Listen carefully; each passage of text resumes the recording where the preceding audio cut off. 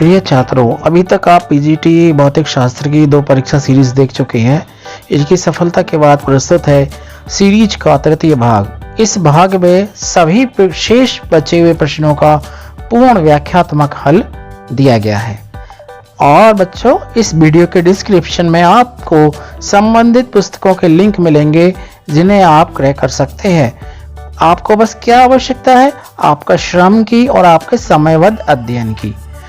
आप test series के अनुसार, समय के अनुसार उसे अवश्य हल करें। जो भी आपको टेस्ट सीरीज हैं उनको आप क्या करना है, स्टडी करना है और स्वयं की तैयारी को परखें। बेस्ट ऑफ लक बच्चों। आइए जरा ये देखते हैं कि ये जो लिख रखा है कि कौन कौन से पार्ट से कौन कौन से क्वेश्चन आए हैं अब तक पीजीटी में। ये जो पेपर जो मैंने बताया है उसकी बात कर रहे हैं हम। जैसे कि ये देखो, मात्रक और बीमा वाला जो यूनिट है उसमें से 6 क्वेश्चन आए हैं। घूर्णन गति वाले से 4, व्युत्क्रम वर्ग वाला जो पार्ट है गुरुत्वाकर्षण का उससे 2 आए हैं, प्रत्यास्था वाले से 9, उष्मा गति वाले पार्ट से 19 इंपॉर्टेंट चैप्टर समझ लीजिएगा। ज्यामिति वाले से, ज्यामिति प्रकाशिकी से 7, भौतिक प्रकाशिकी से 10, ये भी इंपॉर्टेंट है।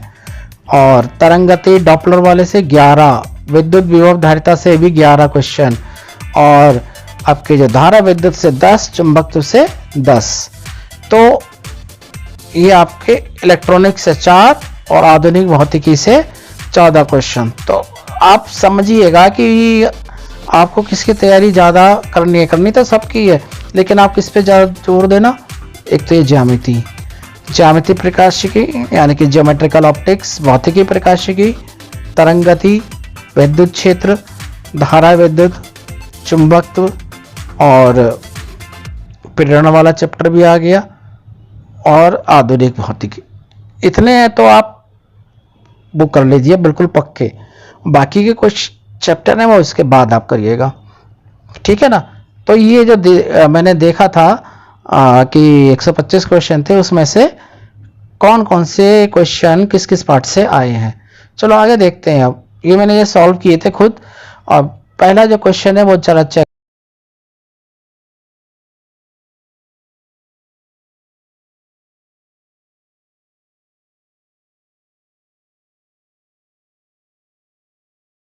करते हैं और समझने की कोशिश करते हैं। मैंने लिख लिए थे इसलिए। देखो कि एक प्रत्यावर्ती धारा परिपथ में प्रतिरोध तथा प्रेरकत्व श्रेणी क्रम में जुड़े हुए हैं। परिपथ में 20 वोल्ट का प्रत्यावर्ती विभव आरोपित किया गया है और प्रेरकत्व के सिरों पर 12 वोल्ट का क्या है, विभवांतर है। तो आपको बी आर निकालना है। VL दिया हुआ है और V भी पता है। तो देखो क्या किया है, देखना है यहाँ पर ये जो फार्मूला लगाया है ना, ये वाला फार्मूला अप्लाई किया है। देखो ये वाला Z बराबर √R² प्लस XL²। ये दिखाया है कि किस तरीके से हमारा ये वाला रिलेशन आया है, ये वाला। क्योंकि जब आप I से गुणा करोगे तो आएगा रिलेशन V² बराबर VR² प्लस VL²। और इस प्रकार आप इस रिलेशन से आप क्या करोगे, VR की वैल्यू निकाल लोगे। तो VR की वैल्यू क्या आएगी, VR की वैल्यू आएगी 16 वोल्ट। अगला क्वेश्चन है कि निर्वात ट्यूब में तापायनिक धारा का मान प्रदर्शित किया जाता है कौन सी इक्वेशन से। तो बच्चों इसका जो आंसर है रिचर्डसन डिशमॉन समीकरण। जो रिचर्डसन डिशमॉन समीकरण है वो ये है। देखो ये आप इसे लर्न कर लो। J बराबर AT² एक्सपोनेंशियल -W/KT। ए क्या है, कांस्टेंट ऑफ मटेरियल है, इसकी वैल्यू लगभग 120 मात्रक होती है। निम्न में से कौन एक ही तरंग दैर्ध्य की अविरत एक्सकिरण तथा अभिलाक्षणिक एक्सकिरण के लिए भिन्न होगा। तो इसके लिए बच्चों उत्पादन विधि अलग होती है। जो अविरत एक्सकिरण और अभिलाक्षणिक एक्सकिरण उत्पादन विधि के आधार पर अलग अलग होती है। अब कैसे होती है ये देखो, मैंने इसके आंसर लिखा था, देखना जरा ध्यान से कि अविरत एक्सरे तब उत्पन्न होती है बच्चों जब फ्री मूविंग इलेक्ट्रॉन नाभिक से विद्युत चुंबकीय रूप से इंटरैक्ट करता है। और अभिलाक्षणिक कब उत्पन्न होती है, जब इलेक्ट्रॉनों का संक्रमण होता है। जैसे कि अगर हम दिखाने की कोशिश करते हैं, मान लीजिए ये है और संक्रमण दिखा रहे हैं, मान लीजिए इस ऑर्बिट से इधर जाएगा, फिर ये ट्रांजिशन हो रहा है, तो फिर ये क्या चीज़ उत्सर्जित हो रही है? अभिलाक्षणिक एक्सरे। और सुनिए जरा दो इम्पोर्टेंट बात, अगर आपसे एग्जाम में इस तरह से भी पूछा जा सकता है। अगर आपसे पूछा जाए बच्चों बताओ कि ब्रह्मस्त्र लॉन्ग ट्रांजिशन अगर हो रहा है तो कौन सा आपको एक्सरे मिलेगी, तब बच्चों आप बोलोगे कॉन्टिन्यूस एक्सरे। जब ब्रह्मस्त्र लॉन्ग की बात होगी तो कॉन्टिन्यूस, और बच्चों जब इनर शेल ट्रांजिशन की बात होगी तो क्या होगी? Characteristic X-ray. आप ये बिल्कुल याद कर लें कि कौन से में क्या आएगा। अगला क्वेश्चन जो हम देखते हैं, देखो ये क्वेश्चन है बच्चों, ये भी देखो एक्सरे से रिलेटेड आ गया। देखो आगे नहीं आ गया, मॉडर्न फिजिक्स से एक और क्वेश्चन आ गया कि के अल्फा और के बीटा लाइन की बातें हो रही हैं और के बीटा रेखा की तरंग दे दे रहे, आपसे पूछी जा रही है, के अल्फा की दी हुई है। तो आप इस रिलेशन को क्या कर लो, लर्न कर लो। ये रिलेशन दिया है 1/λ, ये वाला जो रिलेशन है ना, ये 1/λ बराबर r into Z minus B का होल स्क्वायर और 1/n1 square minus 1/n2 square. फिर क्या करोगे बेटा कि के अल्फा और के बीटा लाइन है, के अल्फा और के बीटा लाइन में, के अल्फा में तो 1 से 2 में ट्रांजिशन होता है और के बीटा में 1 से 3 में होता है। जब हम ये वैल्यू पुट करते हैं और हम जब 1/λ अल्फा 1/λ बीटा इनको डिवाइड करते हैं तो बच्चों लैम्डा बीटा का आंसर कितना आता है? 0.27 एंगस्ट्रॉम। अगला क्वेश्चन है, एक समानांतर प्लेट संधारित्र की धारिता C है, इसकी प्लेटों के बीच तथा प्लेटों के समानांतर एक धातु की प्लेट रख दी जाती है। धातु की पट्टी की मोटाई प्लेटों के बीच की दूरी की आधी होती है। संधारित्र की धारिता बताओ। और आप समझने के प्रयास करो इसे, ये कहा क्या जा रहा है, क्या कह रहे हैं हम।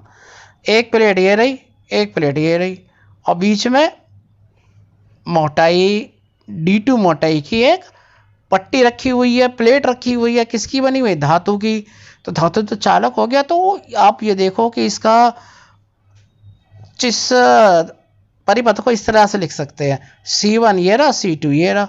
C बराबर किसके होता है बच्चों? एप्सिलॉन A अपॉन D के। अब क्या हुआ, प्लेटों के बीच की दूरी कितनी हो गई? आधी हो गई, है ना। देखो जरा इधर, ये जब प्लेटों की दूरी क्या हो गई? आधी हो गई, तो क्या होना है, ये देखो ध्यान से, प्लेटों की दूरी आधी होने से इधर देखो तो आपको क्लियर होगा, ये वाला ये dy4 यहाँ की दूरी हो गई, dy4 ये दूरी हो गई। तो जो C डैश आएगा वो C का 4 गुना होगा। ठीक है, आप वैल्यू रख दो D की जगह। तो इस प्रकार हम समझ रहे हैं कि 4C और 4C ये कौन से क्रम में हो गए बच्चों? श्रेणी क्रम में। श्रेणी क्रम में धारिता का सूत्र अप्लाई करो, आंसर बच्चों क्या आएगा? आंसर आएगा 2C। आओ चलो अगला क्वेश्चन देखते हैं हम।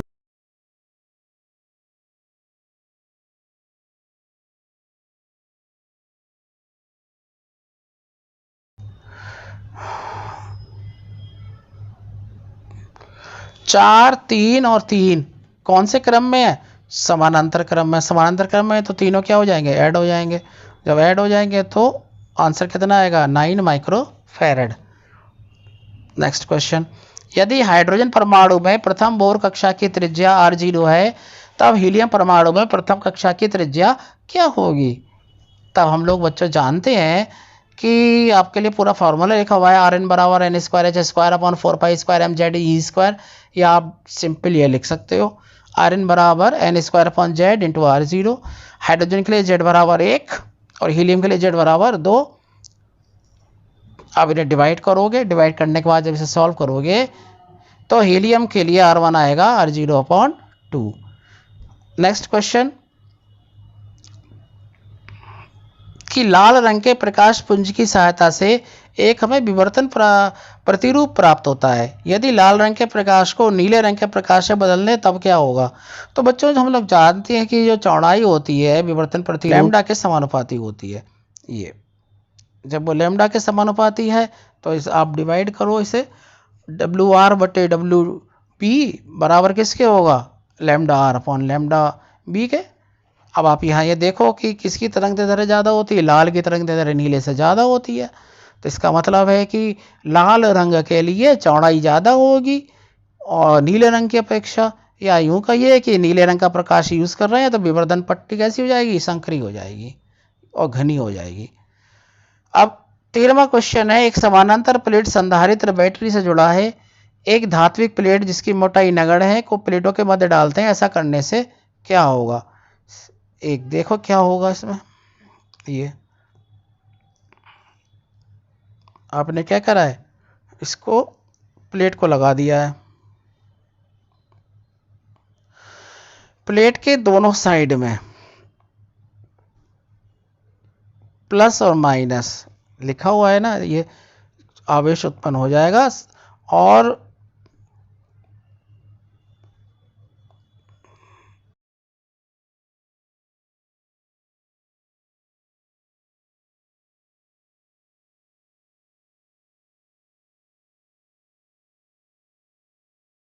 ये है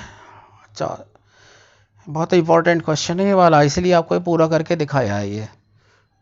अब तो बस रिलेशन याद कर लेना।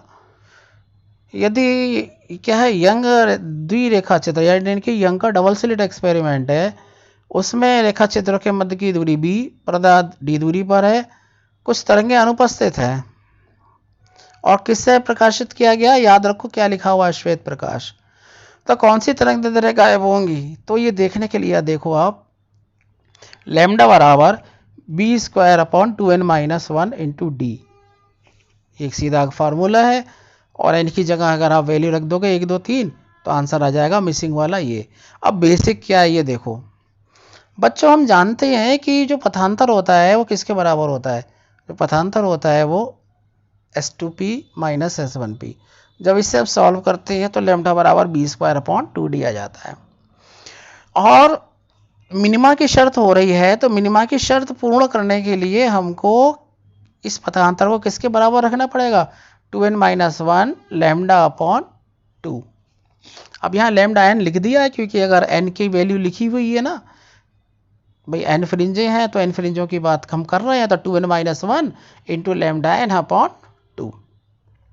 फिर जब हम इसे सॉल्व कर रहे हैं बच्चों तो क्या आएगा ये देखो जरा, ये क्या आएगा, लैम्डा n बराबर 2/2n-1 इंटू पथांतर। अब n बराबर 1 रखोगे, n बराबर 2 रखोगे तो सारी वैल्यू आपको पता चलती चली जाएगी। b square upon D, b square upon क्या आ रहा है ये 3d।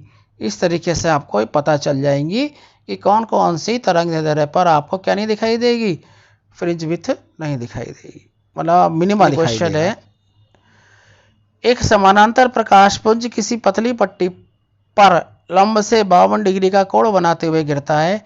पट्टी का अपवर्तनांक म्यू दिया हुआ है, पट्टी की मोटाई क्या होनी चाहिए? तो उसके लिए रिलेशन है 2 म्यू टी कॉस आर बराबर 2n + 1 इंटू लैम्डा बाई 2। तो लैम्डा की वैल्यू हमें पता है, हमें टी की वैल्यू निकालनी है, ये वैल्यू हमको क्या करनी है, फाइंड आउट करनी है। म्यू की वैल्यू पता है, अब सिंपल सी बात, हमें आर की वैल्यू नहीं पता है, तो आर की वैल्यू हम निकालेंगे sine i upon sine r बराबर म्यू से। तो आर की वैल्यू कितनी निकल आएगी? आर की वैल्यू कॉस 36.3 की वैल्यू 0.8056। तो ये रख के जब सॉल्व करोगे तो आपका आंसर आ जाएगा। ए चौड़ाई वाली एक रेखा चित्र को सफेद प्रकाश से प्रदीप्त करते हैं। लाल प्रकाश के लिए अदीप्त 30 डिग्री पर प्राप्त होता है, तब ये का मान बताओ क्या होगा? तो उसके लिए साइन थीटा बराबर क्या होता है, लैम्डा अपॉन ए। तो आपको क्या करना है, थीटा की जगह 30 डिग्री और लैम्डा की जगह 6500, सॉल्व करो 1.3 माइक्रोमीटर। एक छोटे कोण के प्रिज्म से 4.8 डिग्री का विचलन कोण प्राप्त होता है। प्रिज्म के पदार्थ का अपवर्तनांक 1.62 है, तो प्रिज्म का कोण क्या होगा? इसके लिए देखो अपना वही फार्मूला पतले प्रिज्म के लिए यूज किया हमने, डेल्टा बराबर b-1 इंटू ए। डेल्टा क्या है, विचलन है, तो कैपिटल ए क्या निकल आया 7.74। दूरदर्शी के अभितिरस्क लेंस की चौड़ाई स्मॉल ए तथा प्रकाश की तरंगदैर्ध्य लैम्डा है, तब दूरदर्शी की क्या हो, विभेदन क्षमता निकालनी है। तो रिजॉल्विंग पावर और रिजॉल्विंग लिमिट एक दूसरे की उल्टी होती हैं, तो विपरीत होती है। यहाँ ये देखो जरा, इसके लिए रिलेशन ये होता है a/1.22 लैम्डा। अब हम लोग कर एक खगोलीय दूरदर्शी की आवर्धन क्षमता 10 एवं नेत्रिका की फोकस दूरी 20 है, तो अभिदृश्य की फोकस दूरी बताओ कितनी होगी? m बराबर FO/FE, फूफी, m बराबर FO/FE।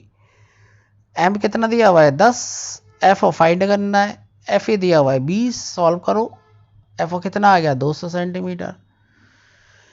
एक अल्फा कण 3i + 2j टेस्ला के चुंबकीय क्षेत्र में, यह दिया हुआ चुंबकीय क्षेत्र 5 × 10⁻³ मीटर प्रति सेकंड के वेग से गतिमान है। चुंबकीय बल निकालना है।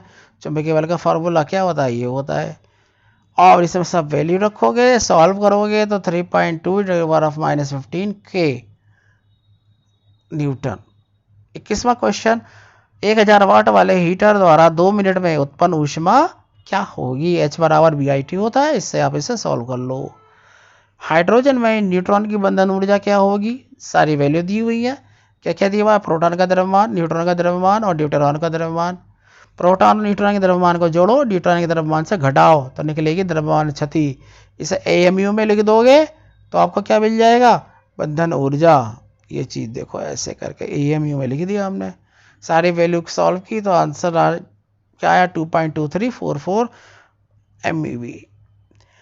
पृथ्वी तल से लगभग कितनी ऊंचाई पर गुरुत्वीय बल का मान 10% कम हो जाएगा। तो बच्चों हम जानते हैं कि G' = G/1 + H/r का होल स्क्वायर होता है। ये सारी वैल्यू आप क्या करोगे, उसमें रखोगे तो आपको आंसर प्राप्त हो जाएगा। अब हम क्या करते हैं, अगला क्वेश्चन देख, थोड़ा बड़ा कर दिया। 300 के तापमान पर 200 घन मीटर आयतन के एक डिब्बे में 0.1 मोल क्या है ऑक्सीजन तथा 0.3 मोल कौन है कार्बन डाइऑक्साइड है। मिश्रण का दाब क्या होगा। तो हम जानते हैं कि PV बराबर होता है nRT या P बराबर nRT/V।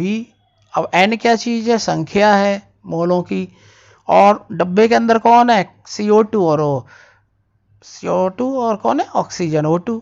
तो n बराबर n1 + n2, n1 और n2 की वैल्यू रखो 0.1 0.3 और ये रखी ना आपने वैल्यू, देखो ध्यान से आपने क्या करना है, R की वैल्यू रखनी है 8.3 और इसके बाद टेम्परेचर की वैल्यू रखनी है 300 केल्विन, और लास्ट में जो नीचे है वो वॉल्यूम दिया हुआ है तो रखे सॉल्व करिएगा 5 क्या आएगा पास्कल। किसी गैस में ऑक्सीजन अणुओं की वर्ग माध्य मूल चाल भी है। यदि तापमान 2 गुना कर दें तथा ऑक्सीजन अणु ऑक्सीजन परमाणुओं में विभक्त हो जाए तो वर्ग माध्य मूल चाल क्या होगी, अणु परमाणुओं में बढ़ जाएगा बस।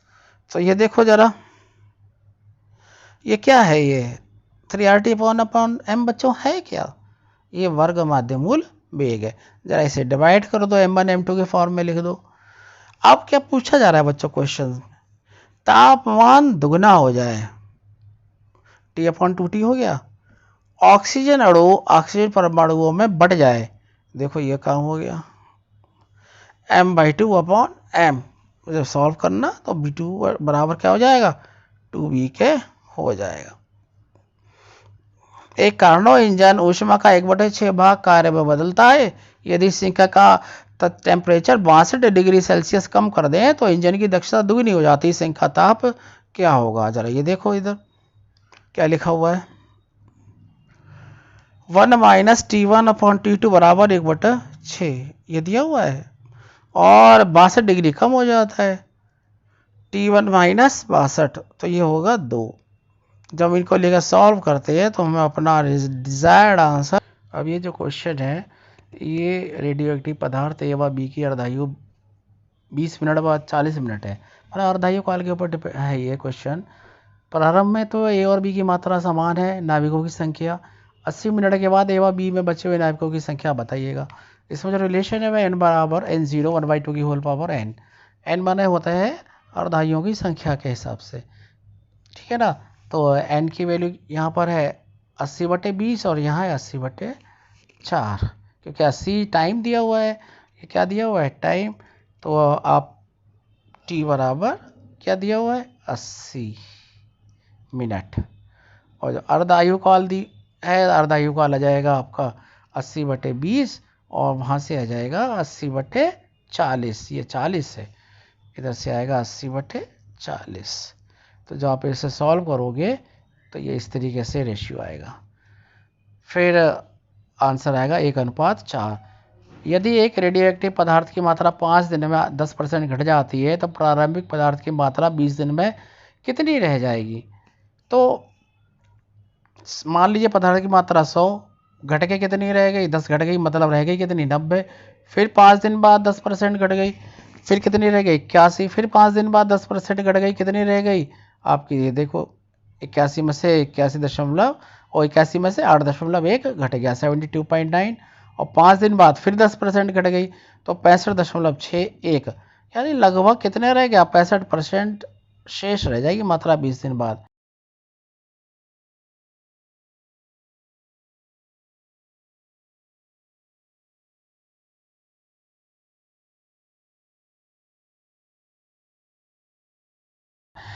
एक उभयनिष्ठ उत्सर्जक शीट ट्रांजिस्टर प्रवर्धक की धारा लब्धि 50 है। यदि लोड प्रतिरोध 4 किलो ओम हो तब निवेशी प्रतिरोध 500 किलो ओम हो। तो आपको पता है क्या ज्ञात करना है, आपको ज्ञात करना है वोल्टता लब्धि। वोल्टता लब्धि मतलब क्या होता है, वोल्टेज गेन। इसका फार्मूला देखो ये लिखा हुआ है, ए बी बराबर R O upon R I into A I. A I क्या होता है, करंट गेन। तो हमने सारी वैल्यू इसमें रखी, 4000 ऊपर, नीचे 500, और मल्टीप्लाई किससे कर रहे हैं, 50 से, आंसर 400 आ गया। अगला क्वेश्चन है कि 500 वाट की एक तापन यूनिट को 11.5 वोल्ट की लाइन पर कार्य करने हेतु बनाया गया है। 115 वोल्ट है वो। यदि लाइन वोल्टेज 110 वोल्टेज तक गिर जाए, यानी कि 115 वोल्ट से 110 वोल्ट लाइन वोल्टेज हो जाए, तो आउटपुट ऊष्मा में कितना % की कमी होगी। तो H बराबर होता है V²/R और मल्टीप्लाई बाई टी। तो आप क्या करोगे कि जो क्षति हो रही है ऊष्मा की वो लिखो, परसेंटेज निकालना है तो 115/R से के होल स्क्वायर से डिवाइड कर दो, 100 से मल्टीप्लाई कर दो। तो इसका जो आंसर आएगा वो देखो किस तरीके से सॉल्यूशन किया गया है, और आंसर 8.8%। अब अगला क्वेश्चन ये आ रहा है, इसे बड़ा करते हैं। हाँ, ये अनुनाद की स्थिति में श्रेणीबद्ध परिपथ का शक्ति गुणांक क्या होता है। तो ये देखो, ये एक गैल्वेनोमीटर का प्रतिरोध 10 ओम तथा पूर्ण विक्षेप के लिए आवश्यक धारा 1 मिली एम्पियर है। इसको 2.5 वोल्ट के वोल्ट मीटर में बदलने के लिए श्रेणी क्रम में लगने वाला आवश्यक प्रतिरोध क्या होगा। देखो कैपिटल आर है, आर को निकालना है हमें। तो आप V बराबर IR, तो आर क्या है, टोटल प्रतिरोध। टोटल प्रतिरोध हो गया गैल्वेनोमीटर का प्रतिरोध, और RG आप इनको वैल्यू रखिए, सॉल्व कीजिएगा। तो इसका जो आंसर आ रहा है 49। ट्रायोड के लिए IP तथा VP में एक संबंध दिया हुआ है, IP बराबर 0.125 VP माइनस 7.5 मिली एम्पियर, यानी करंट जो है मिली एम्पियर में दी हुई है। और ग्रिड विभव को 1 वोल्ट नियत रखने पर RP का मान क्या होगा।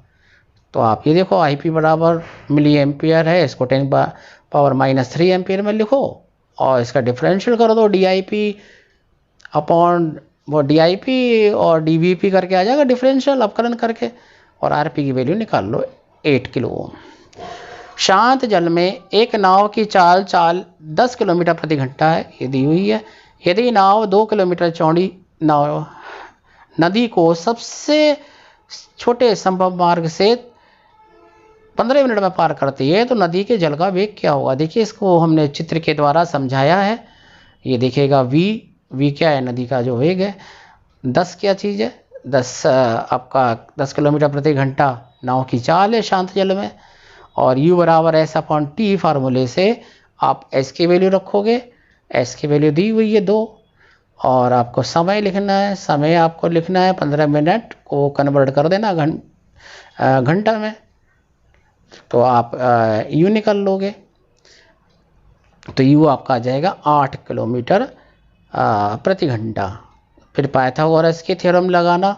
पाइथागोरस की थ्योरम से आएगा B बराबर √10 का वर्ग माइनस 8 का वर्ग, यानी कि B बराबर √100 माइनस 64। ये देखो ये, और आंसर लास्ट में क्या आएगा, √36 और 6 किलोमीटर प्रति घंटा इसका आंसर आएगा। 18 मीटर त्रिज्या वाले, अगला क्वेश्चन है ये, 18 मीटर त्रिज्या वाले एक वृत्तीय पथ पर गति कर रहे एक कण की रेखीय चाल V बराबर 3t मीटर प्रति सेकंड है। t बराबर 4 सेकंड पर कण के त्वरण का परिमाण क्या होगा। A बराबर V²/T से सॉल्व करो। नेक्स्ट क्वेश्चन देखते हैं हम लोग। पृथ्वी की परिक्रमा कर रहे किसी उपग्रह की कक्षीय चाल को कितना बढ़ा दें वह पृथ्वी के गुरुत्वाकर्षण क्षेत्र से बाहर निकल जाए, √2 गुना। किसी विद्युत परिपथ में उत्पन्न ऊष्मा धारा प्रतिरोध एवं समय पर निर्भर करती है। ये यदि धारा के मापन में 2% यानी कि त्रुटि का क्वेश्चन है ये, और 1% ये सारी त्रुटियां दी हुई है। H = I² RT रखो, लॉग लेके इसे करो, वैसे तो आप डायरेक्ट है लेकिन लॉग लेके समझाया है, और जो त्रुटि आएगी वो 6% इसकी आएगी त्रुटि। आप ये देखो ध्यान से, जो त्रुटि वाले चैप्टर से लिया गया है। अब किसी बिंदु R = 7I + 3J + K पर बल F बराबर ये दिया हुआ है NSI + J + 5K, तो आपको क्या निकलना है, बलयुग्म का आघूर्ण τ बराबर R × F होता है, उसे सॉल्व कर लीजिएगा। इसे आप 14I - 35J + 16K। अब अगला क्वेश्चन है 1 2 3 4 किलोग्राम की जो द्रव्यमान है वो इस कोऑर्डिनेट्स पर रखे हुए हैं जो आपको चित्र में दिखाया है। आपको निकालना है एक्स अक्ष के सापेक्ष जड़त्व आघूर्ण। तो I = σ m² होता है, तो 1 × 0 + 2 × 0 + 3 × 3 का वर्ग। एक्स अक्ष से 3 किलोग्राम द्रव्यमान की जो दूरी है वो 3 है, और +4 × -2 का वर्ग। इसे सॉल्व करेंगे तो आप I का मान प्राप्त करेंगे 27 + 16 = 43 यूनिट। चलिए जो नेक्स्ट क्वेश्चन है वो देखते हैं अपन लोग। यदि एक इलेक्ट्रॉन हाइड्रोजन परमाणु में तीसरी कक्षा से दूसरी कक्षा में कूदता है तो उत्सर्जित फोटोन की तरंगदैर्ध्य है। इसका रिलेशन ये दिया हुआ है 1/λ = R ब्रैकेट में 1/n2² - 1/n1² है ना। तो ये 3 से 2 में कूद रहा है, तो आप इसकी वैल्यू रखो, और λ = 36/5R। एल्युमिनियम की सतह पर 6.2 ऊर्जा का परावैंगनी प्रकाश आपतित करने पर उसकी तीव्रता फोटो इलेक्ट्रॉन उत्सर्जित करने की, फिर से क्वेश्चन दोबारा दिखाते हैं आपको। ये वाला क्वेश्चन है, यदि एल्युमिनियम सतह का कार्यफलन 4.2 इलेक्ट्रॉन वोल्ट है तो तीव्रतम इलेक्ट्रॉन की गतिज ऊर्जा, इसका फार्मूला ये फोटो इलेक्ट्रिक इफेक्ट से तीव्रतम गतिज ऊर्जा बराबर E - phi। इसे सॉल्व करेंगे, आंसर आपको प्राप्त हो जाएगा। प्रकाश वैद्युत प्रभाव की क्वांटम प्रवृत्ति क्या दर्शाती है? धातु की सतह पर मंद प्रकाश आपतित होने पर प्रकाश इलेक्ट्रॉन सतह को छोड़ देते हैं। प्रकाश वैद्युत प्रभाव में निरोधी विभव किस पर निर्भर करता है? आवृत्ति पर। रिलेशन हमने लिखकर दिखा दिया है आपको, ये देखिएगा। तो निरोधी विभव कौन है? V0 V0 किस पर डिपेंड कर रहा है? आवृत्ति पर। अब अगला क्वेश्चन ये आपको दिखा रहे हैं। एक कंपित डोरी में अनुप्रस्थ तरंगें उत्पन्न हो रही हैं जिनका समीकरण दिया हुआ है आपको।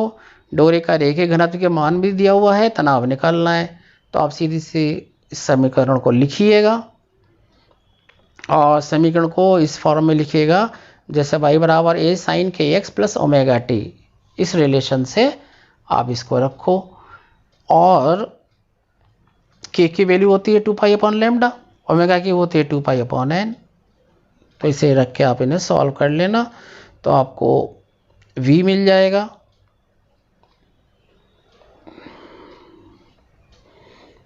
ये देखिएगा v आपको प्राप्त हो गया।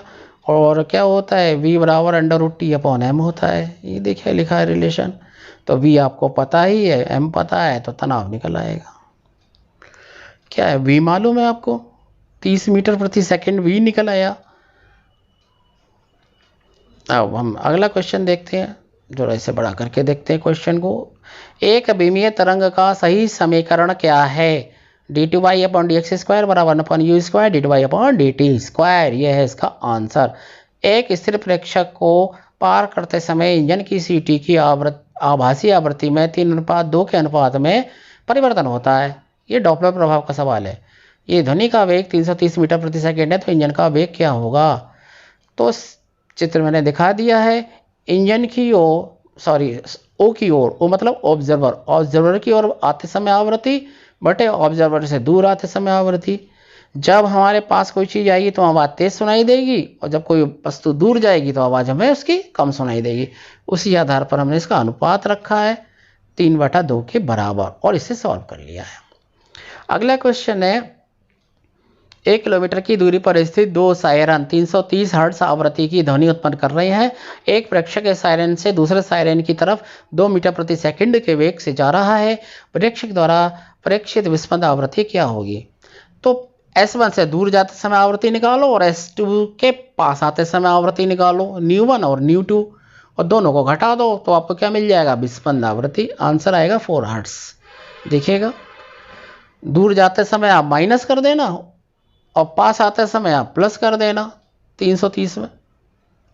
अब अगला चैप्टर नंबर 4 शुरू होता है और चैप्टर 4 का हम अध्ययन कर रहे हैं। अब ये जो क्वेश्चन है, ये रेडियो एक्टिव पदार्थ ए व बी की अर्धायु 20 मिनट बाद 40 मिनट है, मतलब अर्धायु काल के ऊपर है ये क्वेश्चन।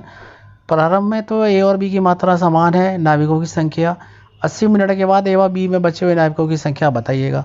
इसमें जो रिलेशन है वह n बराबर n0 1/2 की होल पावर n। n माने होता है अर्धायुओं की संख्या के हिसाब से, ठीक है ना। तो n की वैल्यू यहाँ पर है 80/20 और यहाँ है 80/4, क्योंकि 80 टाइम दिया हुआ है, ये क्या दिया हुआ है? टाइम। तो आप t बराबर क्या दिया हुआ है? 80 मिनट। और जो अर्धायु काल दी है, अर्धायु काल आ जाएगा आपका 80/20 और वहाँ से आ जाएगा 80/40। ये 40 है, इधर से आएगा 80/40। तो जब आप इसे सॉल्व करोगे तो ये इस तरीके से रेशियो आएगा। फिर आंसर आएगा 1:4। यदि एक रेडियो एक्टिव पदार्थ की मात्रा 5 दिन में 10% घट जाती है तो प्रारंभिक पदार्थ की मात्रा 20 दिन में कितनी रह जाएगी? तो मान लीजिए पदार्थ की मात्रा 100, घट के कितनी रह गई? 10 घट गई, मतलब रह गई कितनी? 90। फिर 5 दिन बाद 10% घट गई, फिर कितनी रह गई? 81। फिर 5 दिन बाद 10% घट गई, कितनी रह गई आपकी? ये देखो 81 में से 81 दशमलव और 81 में से 8.1 घट गया 72.9, और 5 दिन बाद फिर 10% घट गई तो 65.61, यानी लगभग कितने रह गया? 65% शेष रह जाएगी मात्रा 20 दिन बाद। ये क्वेश्चन है सरल लोलक का कोणीय आयाम θ0 है, इसकी डोरी में अधिकतम तनाव क्या होगा? तो इस स्थिति में आप ये जो देख रहे हो ना, इस स्थिति में इधर वाली में T1 लग रहा है तनाव, और माध्य स्थिति से क्या लग रहा है? T2, और इधर से T2। माध्य स्थिति से T1 लेफ्ट और T2 राइट। तो यहाँ पर हम देख रहे हैं कि T1 से भी बड़ा है, T2 से भी बड़ा है। तो अधिकतम तनाव कौन सी अवस्था में होगा? इस साम्य अवस्था में। तो जब हम अधिकतम तनाव की बात कर रहे हैं तो T माइनस mg बराबर mv² इंटू L। ये देखो ये, और ओमेगा किसके बराबर होता है? ओमेगा² बराबर है a²g/L के। सरल आवर्त गति और होती है तो ओमेगा का मान कितना होता है? √a²g/L, और a² की जगह हम θ0² लिख सकते हैं, क्योंकि a क्या दर्शा रहा है? कोणीय विस्थापन को दर्शा रहा है। तो जब हम ये सॉल्व करते हैं तो Tmg बराबर बच्चों क्या आता है? mg ब्रैकेट में क्या आएगा? T मैक्सिमम बराबर mg इंटू 1 + θ0²। ये आंसर आता है। मैंने आपको पूरा सॉल्व करके दिखा दिया बेसिक, वैसे आप इसे ध्यान रखें बिल्कुल, क्योंकि आपके पास इतना टाइम नहीं हुआ कि आप इस तरीके से सॉल्व करते रहोगे तो टाइम निकल जाएगा। सी दृढ़ता वाले एक आवेशित संधारित तैल स्वपरिण गुणांक वाली कुंडली द्वारा निरावेशित करते हैं। दोलन आवृत्ति देखो ये रिलेशन दिया ही हुआ है। 3 मीटर लंबा एक खोखला स्टील का पाइप जिसके बाह्य व आंतरिक व्यास 10/8 से हैं, और लोड के कारण पाइप की लंबाई में 0.1 mm की कमी हो जाती है। लोड का मान क्या होगा? तो भाई यंग प्रत्यास्थता गुणांक का सूत्र ये होता है ना, y बराबर प्रतिबल बटे विकृति। प्रतिबल है F/A, विकृति ΔL/L। इसको जब हम सॉल्व करेंगे तो F बराबर ये निकल आएगा YA ΔL/L। सारी वैल्यू आप रखो और आंसर आपका कितना आएगा?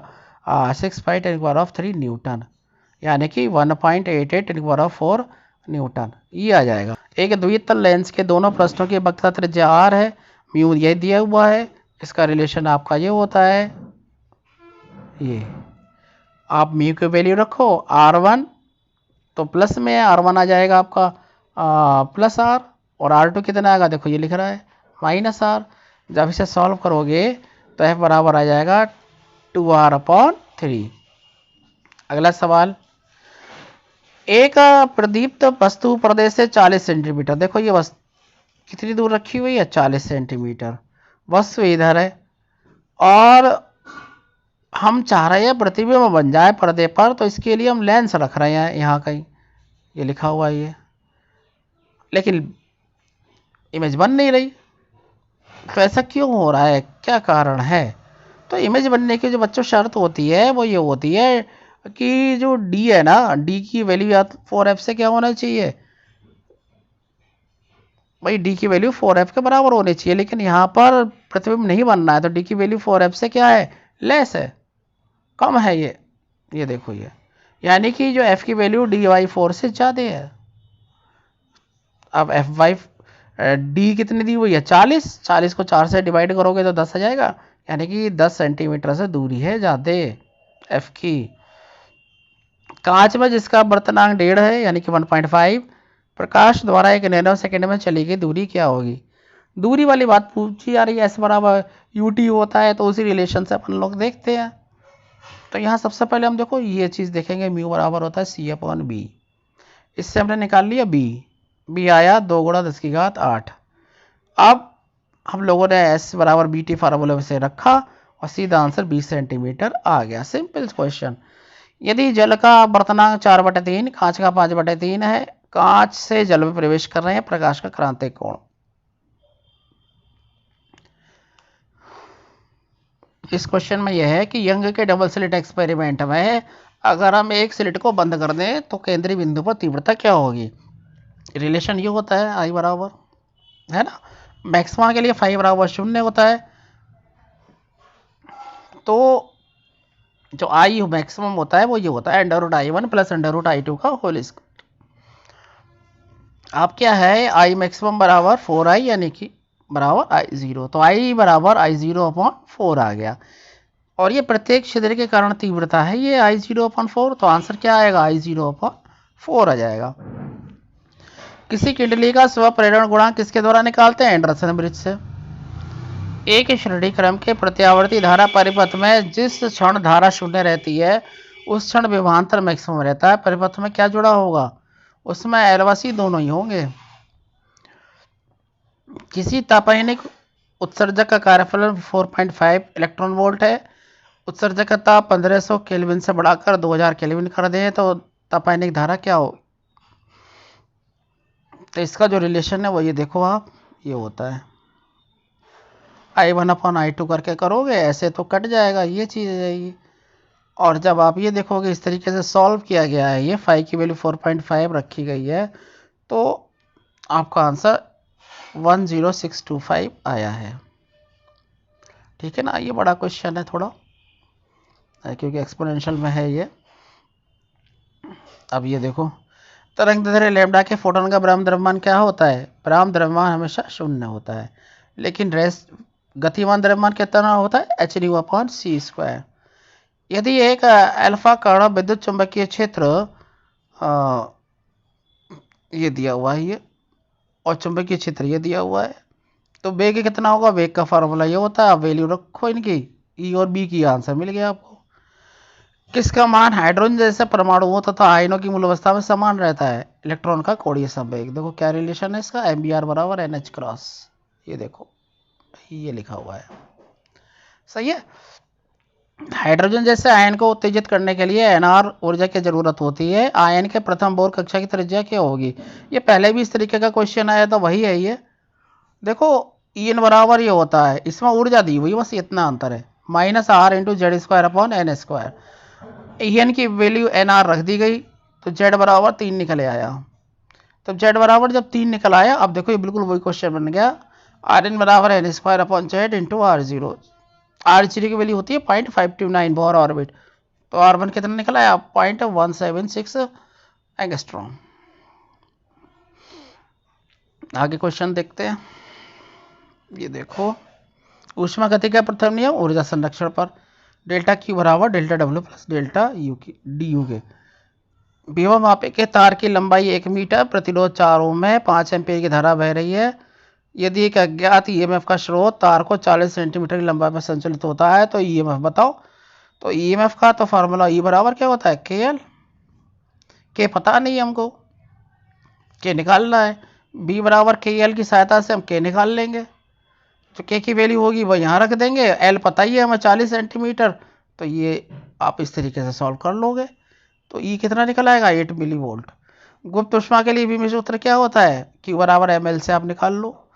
घन के विकर्ण वेक्टरों के मध्य का कोण, आप बिल्कुल ये रिलेशन याद रखो, 1/3 होता है। आप इतना लंबा चौड़ा सॉल्व थोड़ी करोगे, तो सिंपल सी चीज़ है कि 71 डिग्री। बल एफ, लंबाई एल व समय टी के मूल मात्रक मानने पर द्रव्यमान के भी सूत्र एफ बराबर एम से आप इसे क्या कर सकते हो, सॉल्व कर सकते हो। क्या आता है, एन के किस मान के लिए डेल्टा आर एन मतलब जो इंटू आर कैप का मान क्या होगा, एन प्लस 1 आर की पावर एन माइनस 1 नहीं होगा। तो एन बराबर शून्य रख दो ना। एन बराबर जब शून्य रखोगे तो डेल्टा आर कैप इसकी वैल्यू कितनी आएगी, 1। ये लेकिन आर एच एस की वैल्यू क्या आ रही है, आर एन माइनस 1। तो दोनों मान क्या है, बराबर नहीं है। दो कलम संबद्ध स्रोत जिनकी तीव्रता का अनुपात 100:1 है, व्यतिकरण फ्रिंज बनाते हैं। फ्रिंजों की मैक्सिमम और मिनिमम तीव्रता का अनुपात क्या होगा। देखो इसका ये रिलेशन होता है, ये वाला, ये वैल्यू रखो, आंसर ये आ गया 121/81। उत्क्रमणीय इंजन 527 के स्रोत से ऊष्मा लेता है, इसे 127 के सिंक की विसर्जित करता है, 750 वाट की दर से उपयोगी आंतरिक कार्य करता है। तो इसके लिए देखो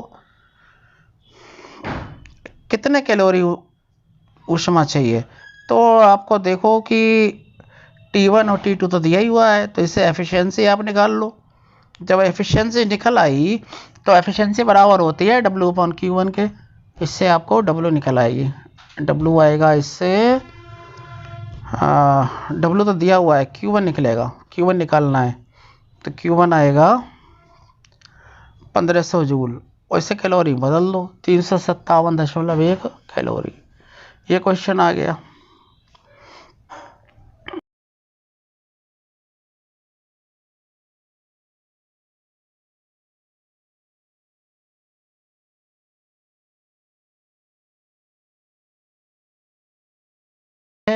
एक ट्रायोड को परावर्धक की तरह यूज करते हैं हम लोग, तो म्यू कितना दिया हुआ है, ये समझाने के लिए मैंने ये डायग्राम बना रखा है ऐसे।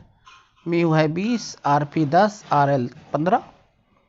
तो आप देखते हो वोल्टेज गेन बराबर होता है minus mu into RL upon RL plus RP। जब आप ये वैल्यू रखोगे तो आंसर कितना आ जाएगा, आंसर आ जाएगा 12। ट्रायोड के द्वारा वोल्टता प्रवर्धन करने हेतु संकेत कहाँ आरोपित करते हैं, आप ये चित्र देख लो ना, ये वाला ग्रेड और कैथोड वही है ये। एक पतली पारदर्शी पट्टी को यंग के 2 स्लिट के सामने रखें तो फ्रिज की चौड़ाई पर क्या फर्क पड़ेगा, फ्रिज की चौड़ाई पर कोई फर्क नहीं पड़ेगा। एक यहाँ पर रख दिया, एक यहाँ रख दिया। इसके कारण विस्थापन है μ1 माइनस टी, और दूसरी प्लेट के कारण विस्थापन है μ1 माइनस टी, दोनों कैंसिल आउट हो जाएंगे, आंसर वही का वही रहेगा। पानी के भीतर 3 मीटर की गहराई पर लकड़ी का गुटका रखा गया है, घनत्व दिया है 400, ऊपर की तरफ पूछा गया है त्वरण, पानी की सतह पर उसका त्वरण क्या है। तो आप इस चित्र को देखो ध्यान से, इस वाले को, उत्क्षेप बल ऊपर कार्य कर रहा है, mg नीचे कार्य कर रहा है, परिणाम ये रहा है नहीं ये। तो आप देखो इसको सॉल्व करोगे तो त्वरण कितना निकल आएगा, जरूर ध्यान से देखो इक्वेशन क्या हो रही है। बल F बराबर क्या आ रहा है, ये समझा देते हैं आपको जरा, m' माइनस mg। m बराबर आयत द्रव्यमान गुणा आयतन होता है, द्रव्यमान एक जैसा तो v बाहर, बराबर मात्रा में ही आयत द्रव्य को विस्थापित करेगा ना, यही तो आर्किमिडीज का प्रिंसिपल होता है। इस तरीके से ये आया, ये आ गया F बराबर m है, ये ब्लॉक के लिए आ गया, ब्लॉक का घना, तो आप इसे सॉल्व करोगे तो ये बराबर 3/2 g आ जाएगा। एक सौरित्र द्विभुज को 20 सेंटीमीटर लंबे तार पर 16 मीटर के साथ कंपन कराने में 5 विस्पंद प्रति सेकंड उत्पन्न होते हैं, और यदि लंबाई घटा के बढ़ा के 21 कर दे तो विस्पंद की संख्या में परिवर्तन नहीं होता। तो जरा क्या लिखा हुआ है देखो, n बराबर ये दिया हुआ है ये सोनोमीटर की फ्रिक्वेंसी है, या आप लिख सकते हो B/12 और n-f बराबर 5, ये विस्पंद बता रहा है। f क्या है? सौरित्र की फ्रिक्वेंसी। तो ये रिलेशन इधर वाला देखो, ये पहले 20 है दूरी, तो ये आ गया B/2 इंटू 0.20 माइनस f बराबर 5, और जब 21 है तो ये रिलेशन आ गया। ये चीज़ है,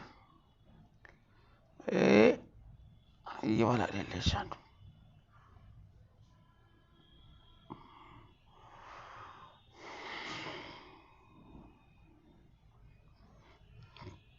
इसे लेकर सॉल्व करोगे तो आपको क्या करेगा, बी फ्रीक्वेंसी पता चल जाएगी। ठीक है, और अगला क्वेश्चन, एक कण ऐसे चमक रहा है, इसका आयाम दिया है, आवर्तकाल दिया हुआ है, और मध्यमान स्थिति के दोनों तरफ 10 सेंटीमीटर दूर बिंदुओं के बीच की दूरी तय करने का कम से कम समय। तो y बराबर है साइन ओमेगा टी, ये है। y की वैल्यू रखो, a की वैल्यू रखो, ओमेगा की वैल्यू रखो। इससे आपको पता क्या चलेगा, इससे आपको मालूम पड़ेगा 1/2 की वैल्यू साइन π/6 होती है, और टाइम t पता चलेगा 1/4। के स्प्रिंग नियतांक वाली एक स्प्रिंग को दो टुकड़ों में इस प्रकार काटते हैं कि एक टुकड़े की लंबाई दूसरे टुकड़े की दोगुनी हो जाती है। ये देखो ना चित्र, इसको ये यानी कि K1 और K2 स्प्रिंग सीरीज में जुड़कर मूल स्प्रिंग को बना रहे हैं। तो सीरीज के लिए फार्मूला ये होता है K1 K2 upon K1 plus K2। लेकिन आप जानते हो कि जो K होता है इन्वर्सली प्रोपोर्शनल टू L होता है, यानी कि अगर लंबाई 2L है तो K हो जाएगा L, और लंबाई L है तो K हो जाएगा 2K। इस तरीके से काटा है, ये चित्र समझा दिया है। तो आप ये देखोगे K डैश बराबर 3/2 K आएगा। तो ये आपके आंसर रहे